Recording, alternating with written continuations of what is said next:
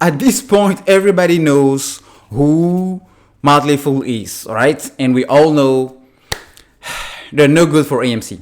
So in this video, guys, I want to cover with you something that I found really interesting when it comes to a pattern, all right?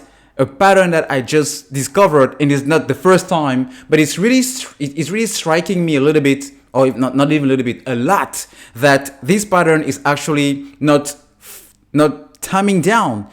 As a matter of fact, it's even growing, and it's been going up for the last 8 months. So why in the heck will the Motley Fool continue to push out and to pump out every single week, pretty much every single day of the week, I must say, a bad article about AMC?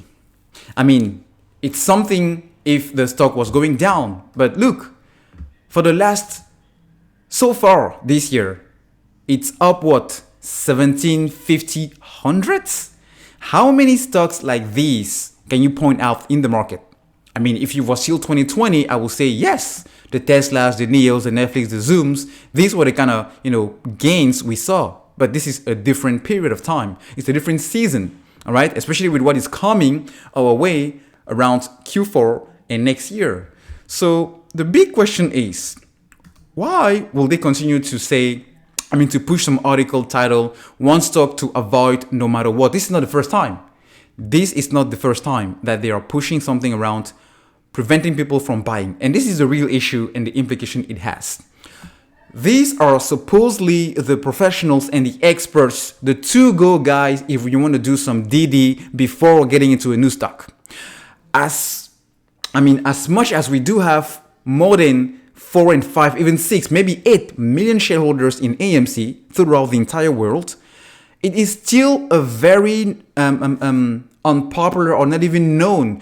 Lots of average Joes around the world, even here in the US, are not even aware of what is happening. So if they see something happening, on CNBC from Jim Cramer, or if they see something happening, just by typing AMC stock, they will stumble around, on these kind of articles from the Motley Fool. And since the Motley Fool is supposed to be the expert at making financial analysis on stocks and companies and where to invest $1,000 or $5,000, they're not gonna have the reality of things. They're not going to have the real story happening behind AMC. And that's why it's a problem, because pretty much every single day, guys, look, just type Motley Fool AMC on Google. Look, 7 hours ago, 2 days ago, 4 hours ago, 1 week ago, and it goes on and on and on and on and on. And you can see it can, it even go back all the way to, look,